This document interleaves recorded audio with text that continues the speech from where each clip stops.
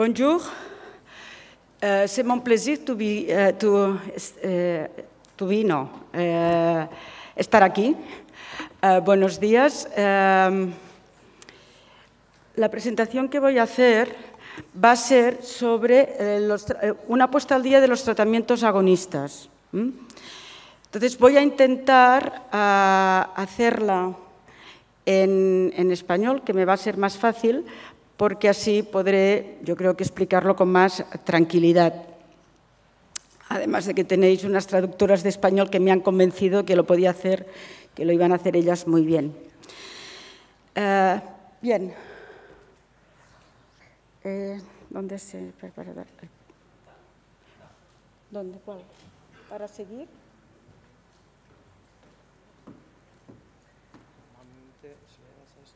Sí, por eso. Listo. Aquí. Gracias. La única cosa es que hay que hablar despacito porque si no se pierde. Sí, vale. Muy bien. Bien. El tratamiento por dependencia a opiáceos, los objetivos de este tratamiento, como todos ustedes ya saben perfectamente, es la abstinencia en el consumo ilegal o la prevención de las recaídas. Entonces, hay veces que se opta por la abstinencia total de opiáceos o, por lo menos, por disminuir la severidad, la gravedad, la frecuencia y la duración de las recaídas en el consumo de los opiáceos ilegales. Y otro de los objetivos muy importante también es la reducción del daño asociado con la dependencia de opiáceos. En este sentido, es fundamental reducir la mortalidad que es muy relacionada con la sobredosis, pero también con el suicidio, que a veces es el gran olvidado de la mortalidad en los dependientes de opiáceos. La morbilidad, sobre todo relacionada con las infecciones, y en este sentido no hace falta insistir en la importancia de prevenir la infección por el VIH, y también, porque actualmente es uno de los problemas más graves de salud que tenemos en nuestra población de dependientes de opiáceos, disminuir la infección por el virus, la transmisión por el virus de la hepatitis C.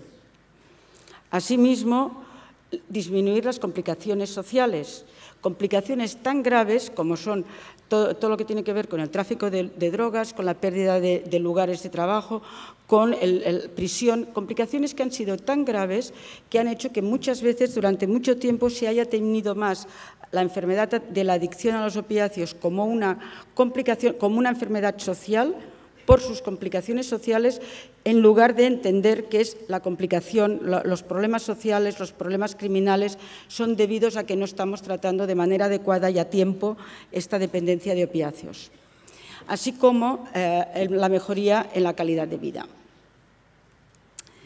¿Cuáles son las estrategias que tenemos para el tratamiento de la dependencia de opiáceos? Básicamente tenemos dos tipos de estrategias o dos tipos de tratamientos. El orientado a la abstinencia total de opiáceos, en el cual el objetivo es que el paciente deje de tomar cualquier tipo de opiáceo agonista, y en los cuales el proceso, como ustedes ya saben, es primero una desintoxicación y después, en muchos casos, un tratamiento de mantenimiento con antagonista, o bien un tratamiento que es el más habitual, un tratamiento de mantenimiento con agonistas opiáceos. Y en este sentido podemos hablar de incluso dos tipos de objetivos, la estabilización o la reducción del daño. ¿Cuál es el proceso de la estabilización? En la estabilización lo que buscamos con el tratamiento agonista es estabilizar el estado, diríamos, el cerebro, estabilizar después de todo el desequilibrio neurotransmisor que se ha generado con la adicción.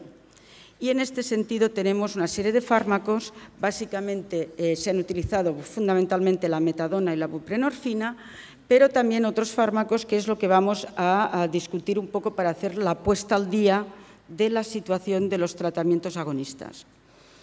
Y en el harm reduction, lo que sería la reducción del daño, lo que realmente nos interesa más es mejorar el funcionamiento de los sujetos, de los consumidores.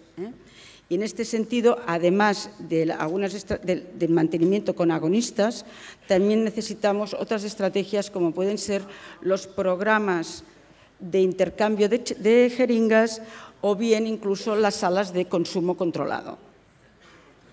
Bien, nos vamos a focalizar en el tratamiento agonista opiáceo. ¿Cuál es, después de 30 años, más de 30 años que tenemos la epidemia de heroína en la Europa occidental, cómo estamos después de estos 30 años, qué es lo que ya sabemos y cuáles son las alternativas de futuro?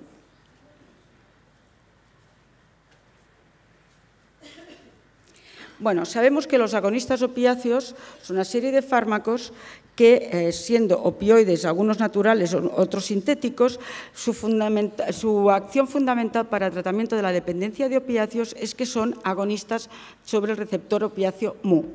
Y este es el efecto que hace que sean útiles para el tratamiento de la dependencia de opiáceos, con diferentes intensidades y algunos de ellos, como puede ser la buprenorfina, es un agonista parcial del receptor mu. Y como ustedes muy bien saben, quiere decir que se satura su efecto sobre el receptor. Además, algunos, como la metadona, es además un NMDA antagonista.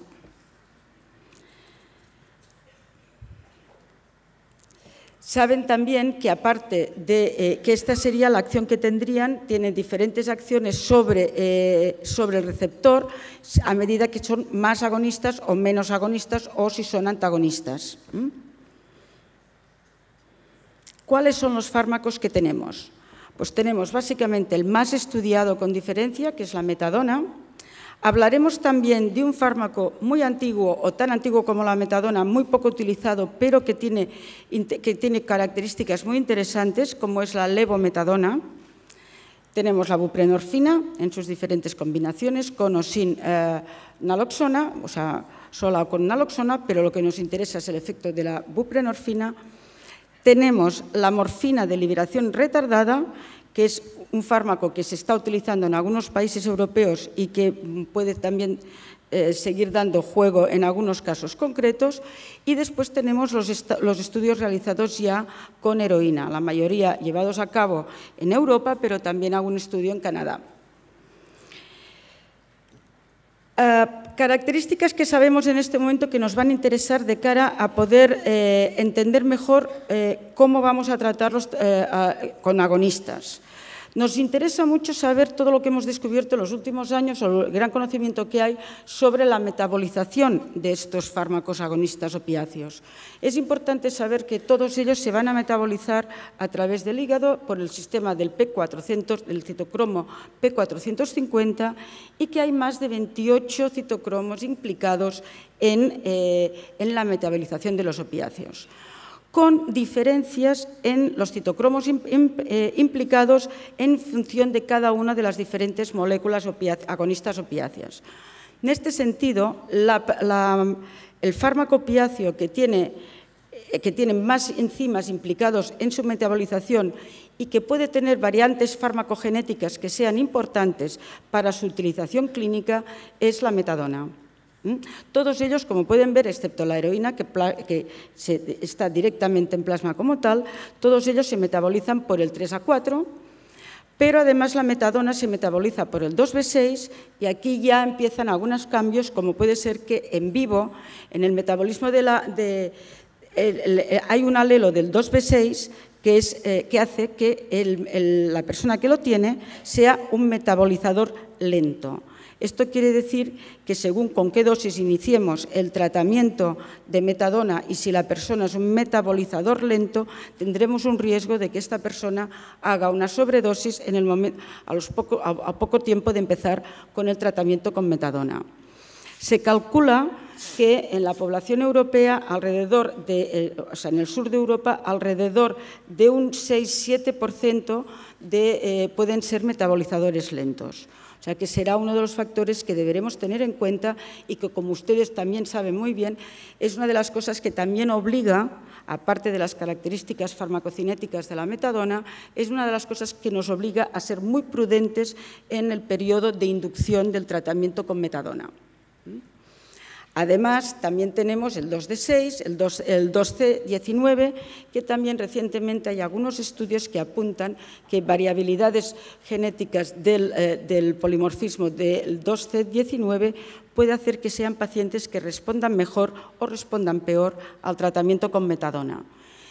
En este momento sí les puedo decir que uno de los campos de investigación que nos puede dar juego para los próximos años para poder hacer también aplicar al campo de la dependencia de opiáceos una medicina más personalizada o individualizada va a ser también la farmacogenética, sobre todo a nivel de la metabolización de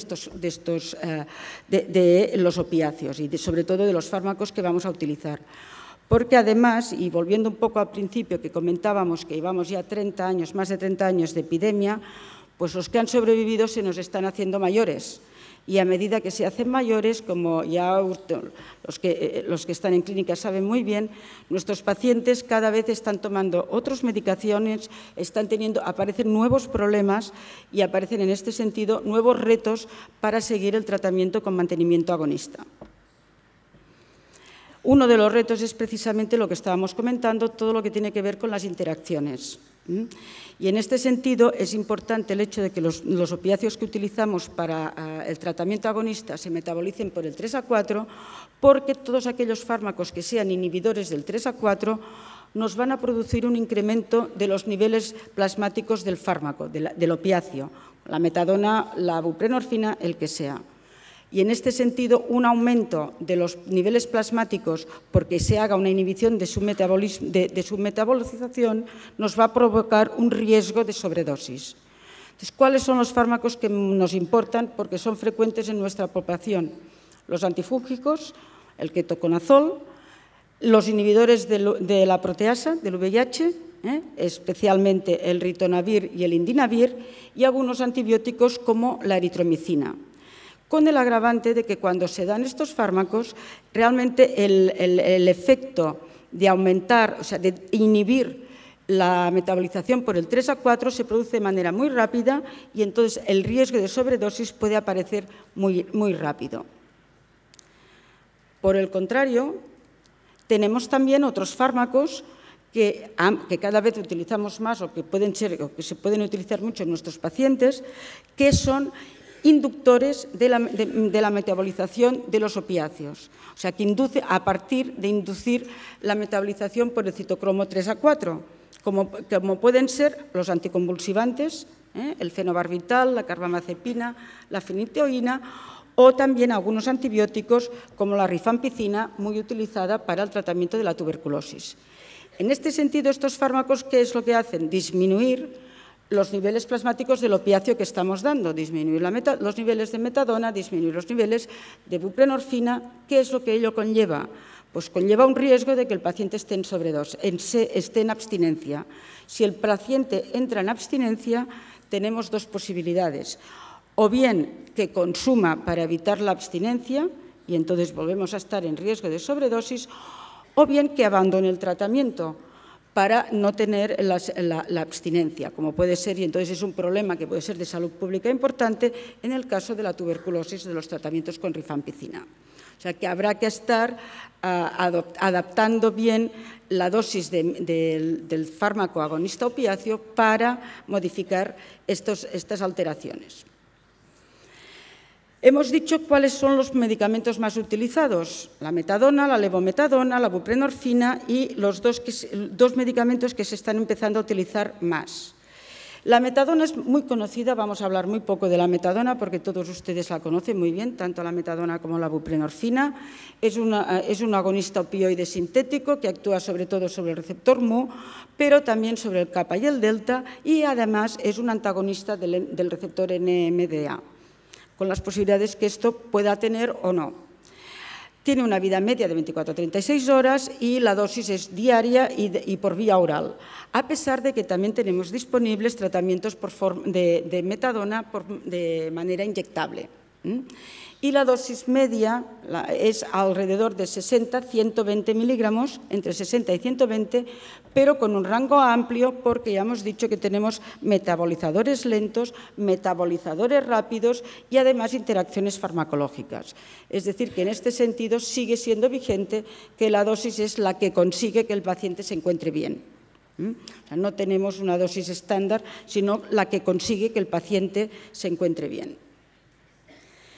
¿Qué sabemos de la metadona después de más de 40 años de tratamientos con agonistas? Y que ustedes ya conocen perfectamente, que es muy eficaz en cuanto que disminuye el consumo de los opiáceos ilegales, es muy efectiva en tanto que aumenta además mejora la calidad de vida, disminuye la mortalidad, disminuye el riesgo de infección por el VIH, disminuye el riesgo de infección por el virus de la hepatitis C, disminuye la criminalidad y es muy eficiente porque realmente el riesgo-beneficio y el coste es muy bueno, la ratio es muy buena, o sea, hablamos de un medicamento realmente muy válido y que podemos considerar en este momento que es el gold estándar en el tratamiento de la dependencia como tratamiento de mantenimiento para los opiáceos.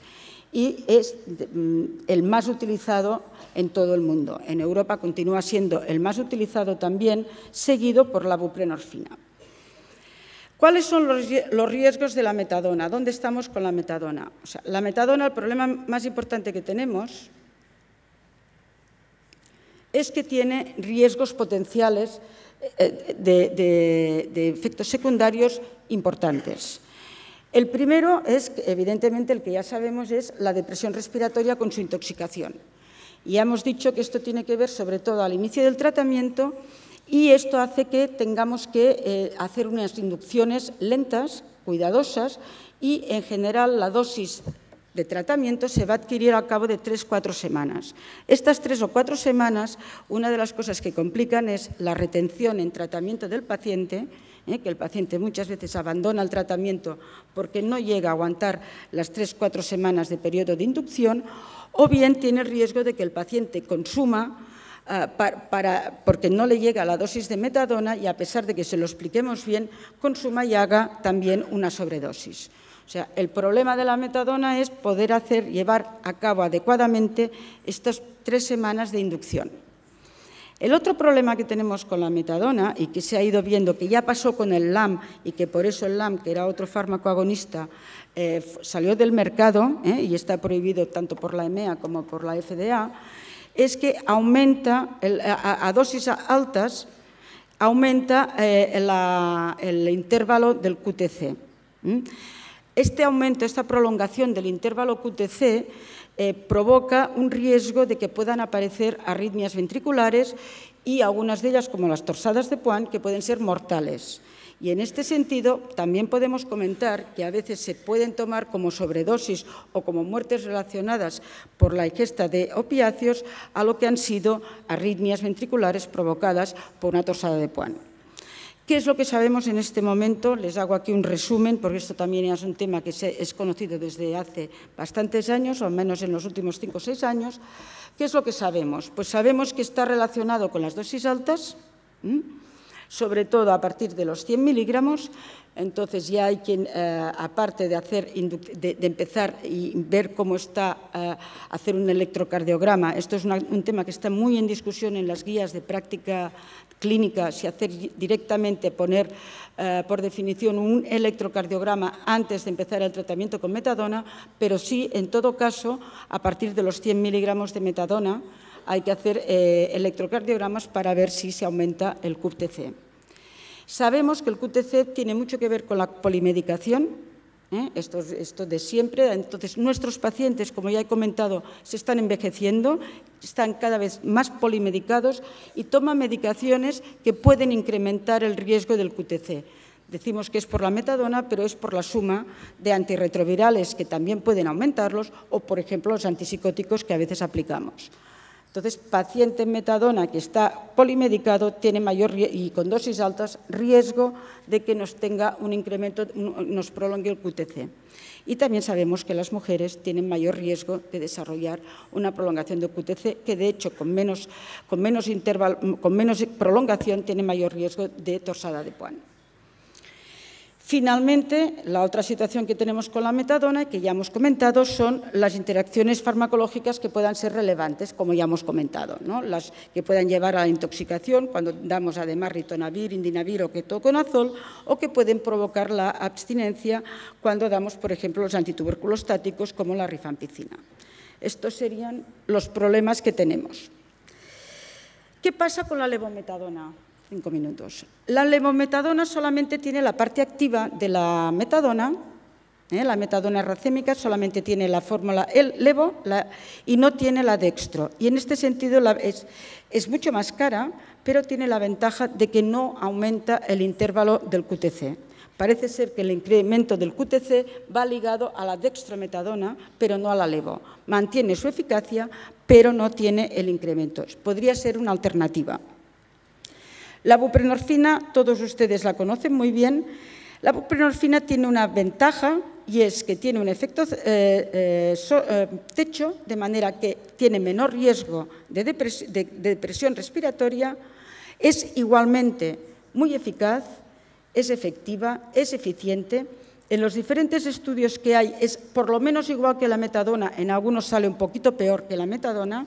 Por ejemplo, recientemente acaba de ser publicado un estudio de retención, retiene un poco menos que metadona, pero en general es un buen fármaco para utilizar como tratamiento sustitutivo y tiene la ventaja de que su provisión en oficinas de farmacia es mucho menos estigmatizante que el tratamiento con metadona. De manera que hay muchos más pacientes que son más sensibles a tomar buprenorfina por la menor estigmatización. ¿Cuáles son los efectos secundarios? Tiene menos efectos de dosis, tiene menos riesgo que la metadona para la depresión respiratoria y tiene una ventaja, y es que la buprenorfina se puede inducir la dosis necesaria de manera muy rápida. Así como con la metadona tenemos que ir lentamente y el periodo de inducción es lento, con la buprenorfina el periodo es mucho más rápido. De manera que ya podemos inducir directamente, podemos empezar incluso con dosis de 8 miligramos desde el primer o segundo día.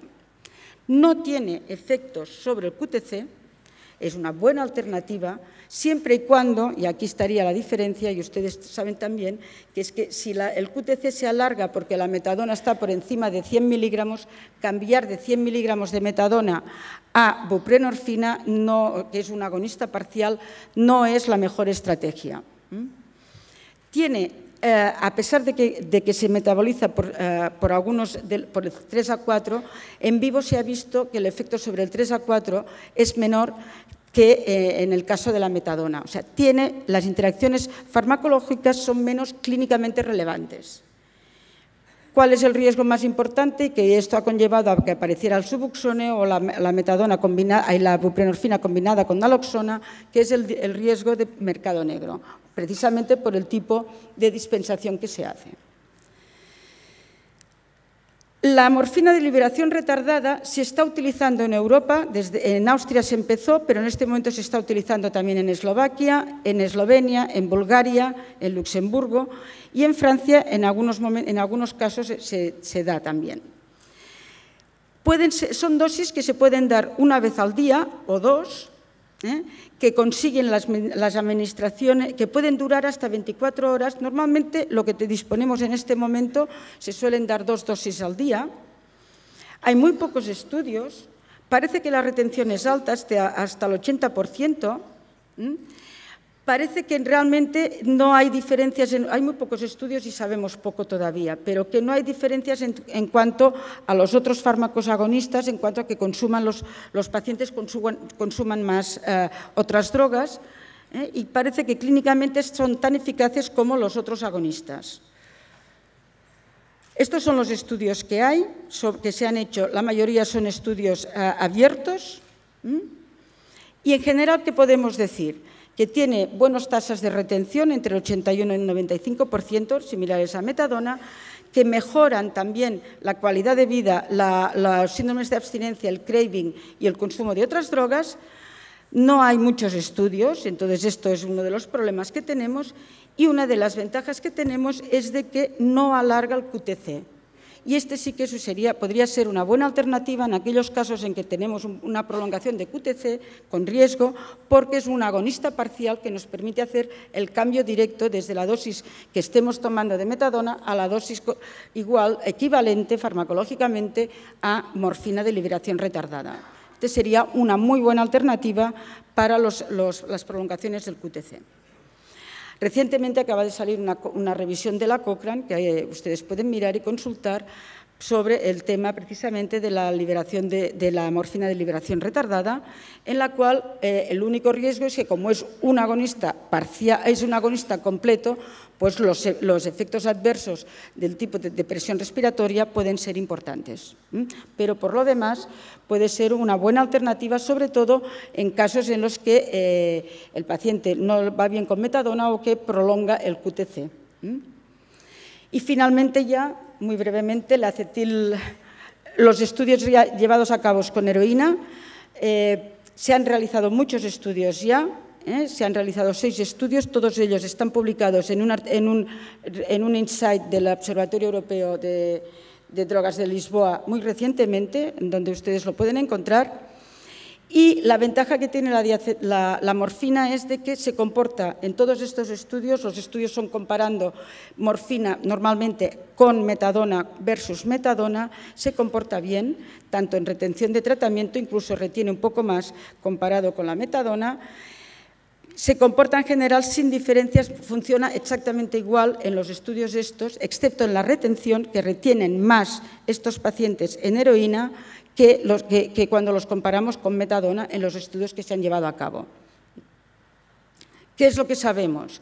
Que el paciente está satisfecho con la heroína, que el único problema es el problema de organización, que disminuye las enfermedades infecciosas, disminuye el consumo el tráfico de drogas, disminuye la implicación en actos criminales, que tiene costos-beneficios importantes, buenos, y las ratios en los estudios que se han hecho solamente se han hecho en el estudio suizo, en el holandés y en los alemanes. Ellos han encontrado, cuando consideran además todos los problemas legales, han dicho que es coste eficiente y que puede ser útil para aquellos heroinómanos que no funcionan con los otros tratamientos agonistas opiáceos.